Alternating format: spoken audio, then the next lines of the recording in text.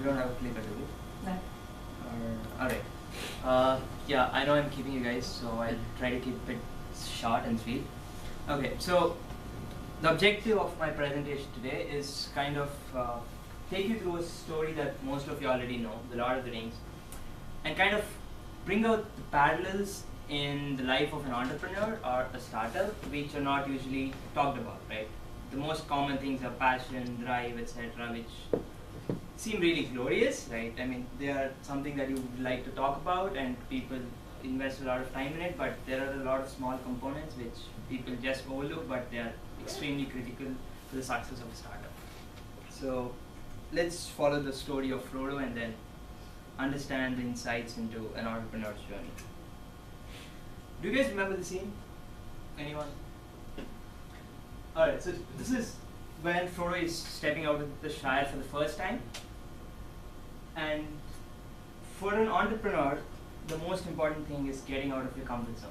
You are used to a certain pattern of thinking, certain experiences, certain way of doing things.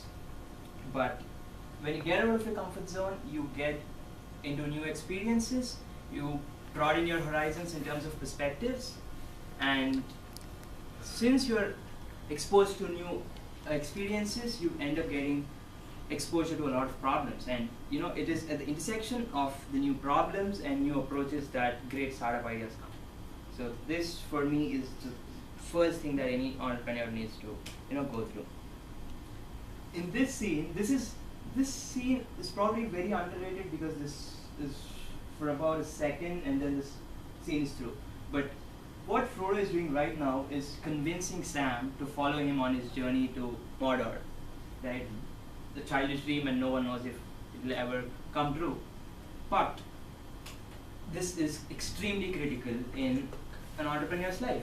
Negotiation. You need to negotiate with your prospective employees, current employees, your investors, your customers. So negotiation is something that you need to engage on a daily basis, and people don't really talk about it. This is a pretty funny scene where Sam and Frodo just run into Merry and Pippin in the field. This was not by design, it's sheer luck. However, Merry and Pippin actually end up playing a critical role in the success of Frodo. And that's what I want to talk about. It's about chance and luck. People usually don't talk about it. For me, chance is about being at the right place at the right time, getting the right connections. You just go to a random conference and you're introduced to an investor, or you just happen to find the right talent because you are at the right place. And every such small thing drives you to success. Okay, I think this is a very popular scene in Lord of the Rings where Frodo is just standing up in the midst of all these amazing people, right? Really powerful wizards and dwarves and elves and men, and then he says, "Well, I'm going to take the ring to Mordor," right?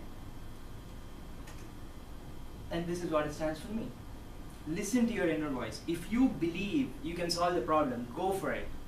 Forget about what others are doing. If you have huge competitors and all. Had Larry and Sergey thought that there are already a lot of search engines out there, I don't want to do this because people are established, Yahoo is already there. But no, they actually believed in themselves that they can solve it better, and they ended up building one of the biggest companies right now, Google, right? Okay, this seems like the cliched team slide, right? You need to have a good team with a good mix and all. But for me, what this stands for is humility. The genesis of the fellowship is based on one statement that Frodo makes right after taking the responsibility to take the ring to Mordor. What he says is that I will take the ring to Mordor, but I don't know the way, right? Humility is not a lack of confidence. It is understanding your limitations, that this is the extent of my knowledge, and accepting help from others over things that you don't know. And this is a cute scene where Merry and Pippin are kind of training and honing their sword fighting skills from Boromir. And for me, this stands for continuous learning. Once the startup takes off, you need to keep abreast with the latest technological trends or every other trend that will have an impact on you. That's pretty. It has two major reasons. The first thing is that if you're keeping up with the trends, you can use them for yourself in terms of positioning yourself better, and then kind of re-strategizing yourself. And second thing is that you will be able to maintain a competitive edge, because it's quite possible that you don't latch on to a good trend and some competitor just comes in and kicks you out.